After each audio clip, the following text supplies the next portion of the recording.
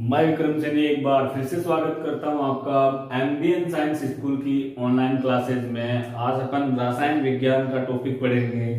द्विअणुक नाभिक स्नेही प्रतिस्थापन अभिक्रिया मतलब SN2 अभिक्रिया। इसका एक एक पॉइंट पहले क्लियर करते हैं, फिर हम एग्जाम्पल के द्वारा इसको आराम से समझेंगे। तो इसमें पहला पॉइंट है, यह अभिक्रिया केवल एक पद में होती है। कितने पद में? केवल एक पद में होती है, मतलब कंप्लीट अभिक्रिया होगी वो एक ही पद में होगी। हमने पहले पढ़ा था SN1, उसमें दो पदों में होती है। सेकेंड हम अगर इसमें पढ़ें तो इसमें इस अभिक्रिया में संक्रमण अवस्था बनती है। संक्रमण अवस्था का निर्माण होता है। संक्रमण अवस्था का निर्माण होता है। कोई मध्यवर्ती यानी कि कार्बोकेटायन, मध्यवर्ती यानी कि कार्बोकेटायन का निर्माण नहीं होता। हमने SN1 रिएक्शन में देखा था कि उसमें दो पदों में होती थी और पहले पद में क्या बनता था? कार्बोकेटायन बनता था और हैलाइड आयन बनते थे। तो इसमें क्या होगा? संक्रमण अवस्था होगी और संक्रमण अवस्था में कोई मध्यवर्ती यानी कि कार्बोकेटायन वगैरह इसमें नहीं बनेंगे। थर्ड पॉइंट है, संक्रमण अवस्था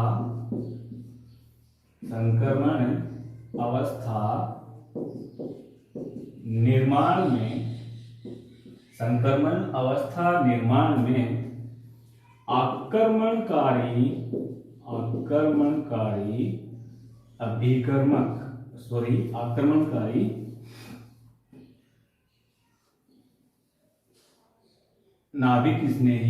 आक्रमणकारी नाभिक स्नेही निकलने वाले या निष्कासित होने वाले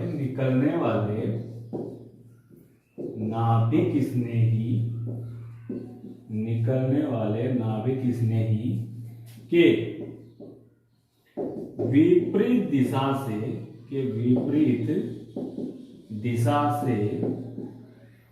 आक्रमण करता है। विपरीत दिशा यानी कि अपन लिख सकते हैं 180 डिग्री एंगल पर। क्लियर? जिसे पश्च आबंधन कहते हैं। मतलब थर्ड पॉइंट क्या है इसका? संक्रमण अवस्था बनेगी, उसमें क्या होगा? आक्रमणकारी नाभिक स्नेही निकलने वाले नाभिक स्नेही के ठीक विपरीत दिशा से आक्रमण करेगा। मतलब 180 डिग्री एंगल पर उस पे अटैक करेगा और उसको क्या कहेंगे? पश्च आबंधन। इंग्लिश में बोले तो बैक बॉन्डिंग, तो इसे पश्च आबंधन कहते हैं। नंबर 4 पॉइंट है अपना, संक्रमण अवस्था में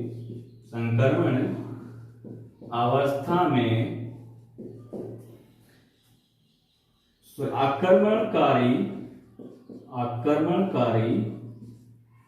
नाभिक स्नेही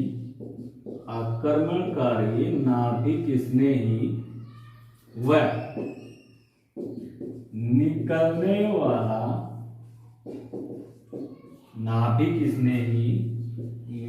वाला नाभिक स्नेही दोनों कार्बन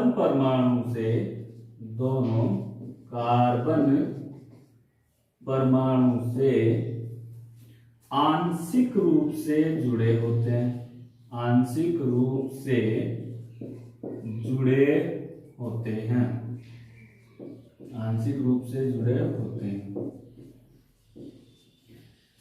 इसको समझते हैं, इन दोनों पॉइंट को आंशिक रूप से जुड़े होते हैं। मतलब क्या होगा, संक्रमण अवस्था में जब आक्रमणकारी नाभिक स्नेही और निकलने वाला नाभिक स्नेही वो दोनों कार्बन परमाणु से आंशिक रूप से जुड़े होंगे, कंप्लीटली नहीं, आंशिक पार्शियल बॉन्ड बनाएंगे। इसको समझते हैं। जैसे हमने लिया एल्किल हैलाइड और उस पर अटैक करवाया नाभिक स्नेही का, तो फर्स्ट में क्या होगा, ये नाभिक स्नेही जो है वो, ये जो हमने एल्किल हैलाइड लिया था, इस पर क्या होगा, पहले पॉइंट को समझिए पहले इसको। इसके देखिए एल्किल हैलाइड में निकलने वाला नाभिक स्नेही, इसमें देखिए ये विषमांश विखंडन और इसमें से विद्युत ऋणता इसकी ज्यादा है, इसका मतलब ये क्या है, इलेक्ट्रोफाइल एक्स माइनस क्या है, न्यूक्लियोफाइल है कि नहीं है। तो न्यूक्लियोफाइल मतलब निकलने वाला न्यूक्लियोफाइल मतलब नाभिक स्नेही, तो ये इससे जुड़ा हुआ है। और इसके विपरीत साइड से मतलब देखिए इस साइड में इसके 180 डिग्री बॉन्ड एंगल पे अटैकिंग न्यूक्लियोफाइल ने अटैक किया है, मतलब आक्रमणकारी नाभिक स्नेही ने 180 डिग्री बॉन्ड एंगल पर इस पे अटैक किया है, इसलिए उसको क्या बोलते हैं, पश्चाबंधन। फिर हमने नेक्स्ट में पढ़ा कि संकर्ण अवस्था में क्या होता है, आक्रमणकारी नाभिक स्नेही और निकलने वाला नाभिक स्नेही दोनों ही क्या होते हैं, पार्शियली बॉन्ड द्वारा आपस में क्या होते हैं, जुड़े होते हैं। इनके बीच में कार्बन परमाणु जो है वो कार्बन परमाणु से क्या होगा, पार्शियली बॉन्ड मतलब आंशिक बॉन्ड द्वारा ये आपस में जुड़े होंगे। नेक्स्ट है इसका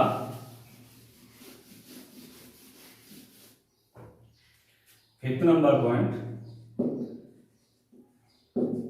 अभिक्रिया की गति, अभिक्रिया की गति एल्किल हैलाइड व न्यूक्लियोफाइल दोनों की सांद्रता पर, दोनों की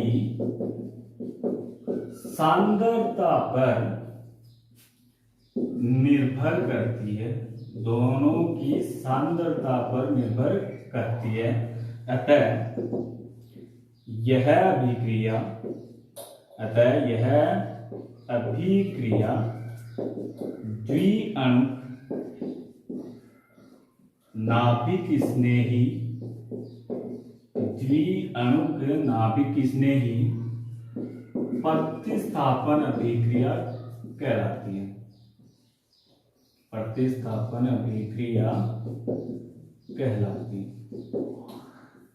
अब देखिए हमने SN1 की बात की थी, तो SN1 में हमने सिर्फ एल्किल हैलाइड यूज किया था, उसमें कोई भी नाभिक स्नेही हमारे पास नहीं था, फर्स्ट स्टेप में कुछ नहीं था। इसमें क्या एल्किल हैलाइड भी हमने यूज किया और कंप्लीट रिएक्शन जो फर्स्ट स्टेप में मतलब सिंगल स्टेप में हो रही है, इसलिए उसमें एल्किल हैलाइड SN2 में क्या करते हैं, हम एल्किल हैलाइड के साथ न्यूक्लियोफाइल भी यूज करते हैं। और न्यूक्लियोफाइल यूज करने के कारण इसकी जो रेट ऑफ रिएक्शन है वो किस पे डिपेंड करेगी, alkyl halide plus attacking nucleophile दोनों पे करेगी। तो इसकी अभिक्रिया की दर क्या हो जाएगी, अभिक्रिया की दर, अभिक्रिया की दर क्या हो जाएगी, या अगर कांस्टेंट यूज कर रहे हो तो के लगा सकते हो, वरना प्रोपोर्शनल यूज कर सकते हो।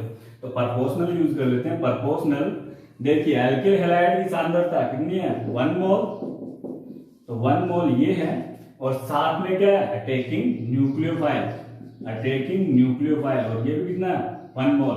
और पावर क्या होती है, प्लस होती है, इसलिए ये कौन सी अभिक्रिया है, सेकंड ऑर्डर रिएक्शन है, second order reaction, second order reaction है। इसीलिए इसको क्या कहते हैं, द्विअणुक नाभिक स्नेही प्रतिस्थापन अभिक्रिया कहते हैं। 6 पॉइंट अपना नेक्स्ट अपन 5th पॉइंट तक क्लियर कर चुके हैं। 6th नंबर पॉइंट अपना, इन अभिक्रियाओं में, इन अभिक्रियाओं में अभिकारक के विन्यास से, अभिकारक के विन्यास से उत्पाद का विन्यास, उत्पाद का विन्यास विपरीत प्राप्त होता है, विपरीत प्राप्त होता है। कहने का मतलब अभिकारक में का जो विन्यास होगा उससे उत्पाद का जो विन्यास है वो हमें उल्टा प्राप्त होगा, विपरीत प्राप्त होगा। अर्थात विन्यास का प्रतिपन्न होता है, अर्थात विन्यास का क्या होता है, प्रतिपन्न होता है, मतलब विन्यास चेंज होता है। इसे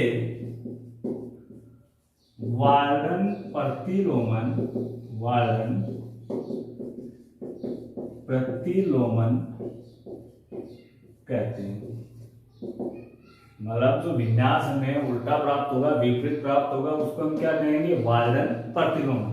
जैसे इसको समझिए, है क्या है, हमने एल्किल हैलाइड यूज किया और इसके साथ SN2 रिएक्शन में न्यूक्लियोफाइल यूज करते हैं। जैसे यूज करेंगे न्यूक्लियोफाइल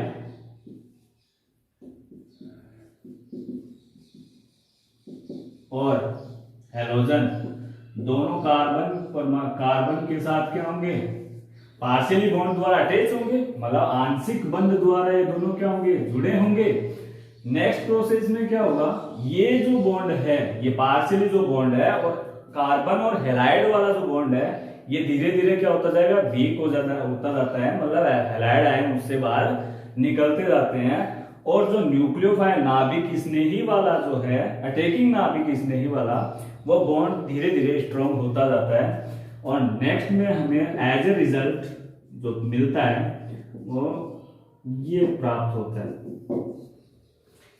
अब देखिए हैलाइड आयन इसके किस साइड में जुड़े थे, इसमें देख लीजिए हैलाइड आयन इसके किस साइड में जुड़े थे, इस साइड में। और जो नेक्स्ट प्रोडक्ट जो हमारा बना है उसके किस साइड में जुड़े, इस साइड में। तो इसका विन्यास क्या हो गया, जैसे इसमें देखें या इसमें देख लीजिए, तो इसका विन्यास क्या हुआ, उल्टा हो गया, विपरीत प्राप्त होता है।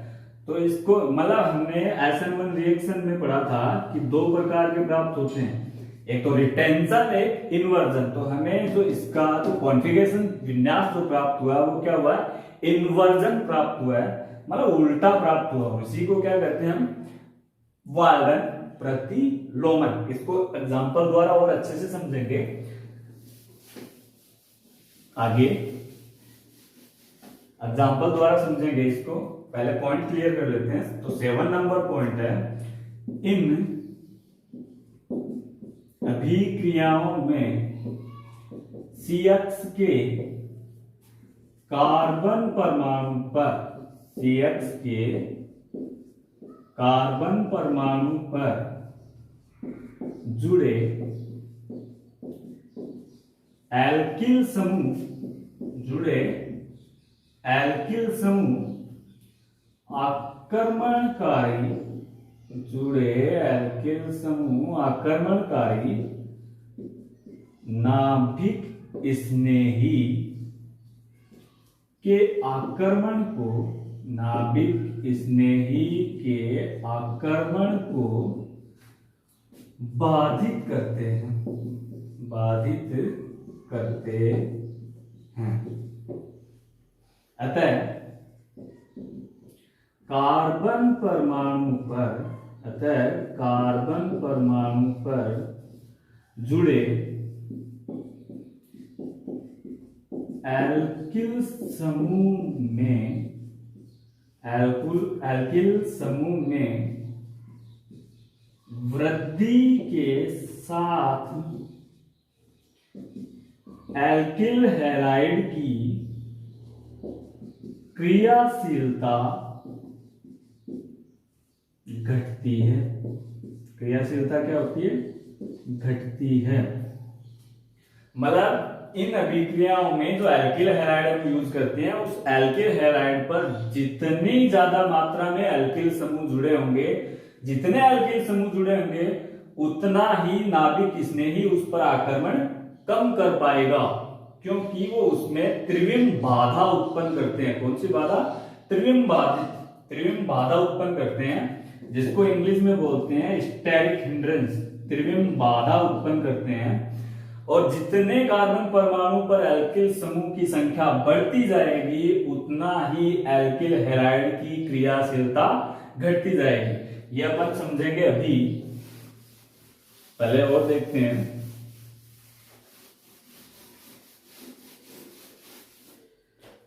क्या है, अगर हैलोजन परमाणु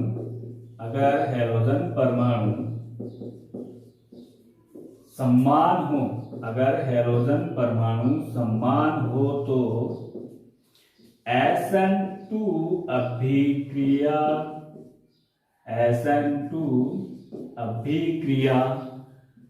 की का क्रियाशीलता का क्रम निम्न होगा।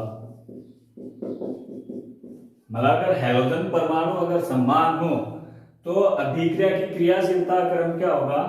तो अगर मान लेते हैं हमने मेथिल हैलाइड यूज किया है, दूसरा एथिल हैलाइड यूज किया हुआ है, थर्ड हमने अगर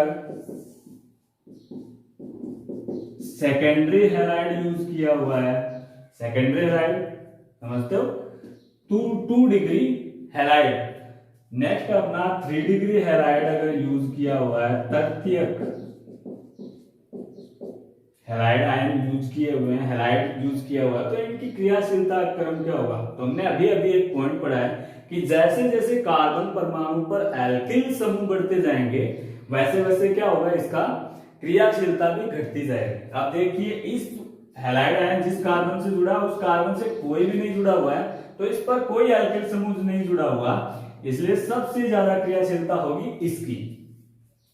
अब इस पे देखिए हैलोजन जिस कार्बन से जुड़ा हुआ वो कार्बन कितने से जुड़ा हुआ है, एक एल्किल समूह से जुड़ा हुआ है, तो इसके बाद होगी इसकी। अब इसमें देखिए हैलोजन परमाणु जिस कार्बन से जुड़ा उस कार्बन से 2 एल्किल समूह जुड़े हुए हैं, तो फिर बाद में क्रियाशीलता होगी इसकी और नेक्स्ट इसकी। जबकि SN1 में क्या होती है 3 डिग्री 2 डिग्री 1 डिग्री, जबकि इसमें क्या होती है 1 डिग्री 2 डिग्री 3 डिग्री। सबसे ग्रेटर किसकी होगी 1 degree greater than 2 degree greater than 3 degree, जबकि SN1 में क्या होता 3 degree greater than 2 degree greater than 1 degree, इससे विपरीत होता था, उल्टा होता था। ये भी 1 डिग्री में काउंट किया जाता है, वैसे हम इसको मैथिल में काउंट करते हैं। तो ये था इनका स्थायित्व का क्रम। एक एग्जांपल लेते हैं हम और उसके द्वारा SN2 रिएक्शन को समझने की और अधिक कोशिश करेंगे।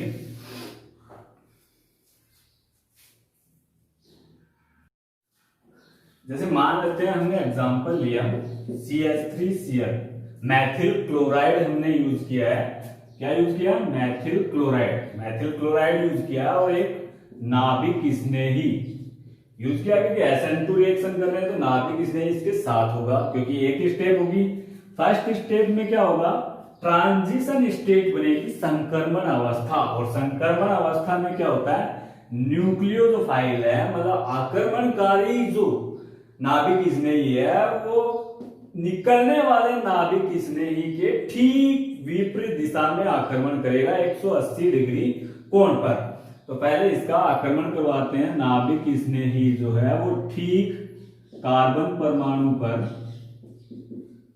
निकलने वाला कौन है Cl क्लोरीन, तो निकलने वाले नाभिक स्नेही के ठीक 180 डिग्री कोण पर क्या करेगा आक्रमण करेगा, और इसी को क्या कहते हैं पश्चापंदन। दूसरी बात हमने पढ़ी कि संक्रमण अवस्था में ही क्या होगा, ये जो नाभिक आक्रमणकारी नाभिक स्नेही है और निकलने वाला नाभिक स्नेही है, दोनों क्या होंगे आंशिक बंध द्वारा जुड़े होंगे। किससे, कार्बन परमाणु से आंशिक बंध द्वारा जुड़े होंगे, तो आंशिक बंध दोनों ने बना रखे हैं। नेक्स्ट में क्या होगा, मैंने अभी भी बताया कि हैलाइड जो आयन है या हैलोजन जो है वो धीरे धीरे उसका बॉन्ड वीक होता जाएगा। निकलने वाला नाभिक स्नेही यही है, तो ये धीरे धीरे निकलता रहेगा, जबकि ये धीरे धीरे इसके साथ जुड़ता रहेगा। वैसे धीरे धीरे होती नहीं प्रोसेस, लगभग 10⁻⁻⁶ सेकंड में हो जाती है, तो इतना धीरे भी नहीं है, बट धीरे धीरे अपन बोलते हैं इसको। तो ये क्या होगा, जैसे ही CH3 यहां से हैलोजन निकल जाएगा और न्यूक्लियोफाइल इस पे अटैक करके बॉन्ड बना लेगा और हमें उत्पाद प्राप्त हो जाएगा। अब देखिए हमने अगर इसकी स्ट्रक्चर अगर हम कंप्लीट करें, मान लेते हैं इसके अकॉर्डिंग बना रहे हैं, वैसे ये होती नहीं होती स्ट्रक्चर इसकी ये वाली है, स्ट्रक्चर ये होती है, क्योंकि कार्बोकेटाइन में हमने देखा था CH3 के साथ प्लस चार्ज इधर, समझ में आया। तो ये ऐसे स्ट्रक्चर होते हैं, लेकिन हम इसकी जैसे बनाते हैं तो CH H और ये जो इस पे क्लोरीन जुड़ा हुआ है। अब देखिए क्लोरीन किस साइड में था और उत्पाद में जो न्यूक्लियोफाइल जुड़ा है आक्रमणकारी नाभिक इसमें वो किस साइड में जुड़ा है, इसके ठीक विपरीत दिशा में जुड़ा हुआ है। इसीलिए हमने कहा था कि इसके अभिकारक के विन्यास से उत्पाद का जो विन्यास है वो विपरीत प्राप्त होता है। इसी को क्या बोलते हैं, वार्डन प्रतिलोमन। ठीक है, क्लियर है। फिर जैसे हमने देखिए अगर हम यहां पे लेते तृतीयक ब्यूटिल क्लोराइड, मान लेते हैं हम यहां पे लेते हैं तृतीयक ब्यूटिल क्लोराइड, ये या चलो मैं ऐसे लिखता हूं इसको CH3 अगर हम ये लेते, मतलब अब एल्किल समूह वाला पॉइंट अपन क्लियर कर रहे हैं। अगर एल्किल समूह कार्बन पर अगर हम बढ़ा देते, मतलब ज्यादा एल्किल समूह वाला यूज करते अभिकारक, तो क्या होता, देखिए यहां पे ये जो है C, तो ये क्या होंगे, हाइड्रोजन जो है वो ऐसे जुड़े होते हैं, हाइड्रोजन ऐसे जुड़े होंगे इसके साथ,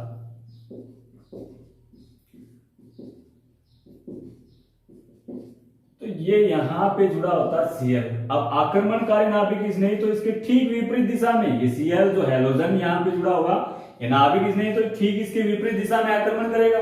लेकिन विपरीत दिशा में चलो मान लेते हैं यहां से विपरीत दिशा में आक्रमण करेगा तो इतनी ज्यादा पॉसिबिलिटी, जितनी ज्यादा संभावना है नहीं, मतलब आसानी से इस कार्बन परमाणु पर अटैक नहीं कर सकता, क्योंकि इधर से आएगा तो ये कार्बन इसको बीच में आएगा, इधर से आएगा तो ये कार्बन, इधर से आएगा तो ये कार्बन, तो ये जो है इस पे आक्रमण ढंग से या अच्छे से नहीं कर पाता। इसीलिए अगर आक्रमण अच्छे से नहीं होगा तो उत्पाद में भी देरी होगी, उत्पाद बनने में भी देरी होगी, क्योंकि जब तक अगर इस पे नाभिक स्नेही आक्रमण नहीं करेगा, हैलाइड आयन या हैलोजन परमाणु बाहर या निकलने वाला नाभिक स्नेही बाहर नहीं निकलेगा, इसलिए इसकी क्रियाशीलता घटती है।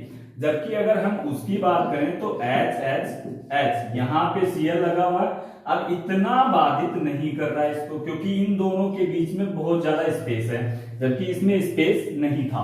इसीलिए जैसे जैसे हैलाइड आयन एल्किल समूह कार्बन परमाणु पर बढ़ेंगे वैसे वैसे इसकी क्रियाशीलता भी घटती है।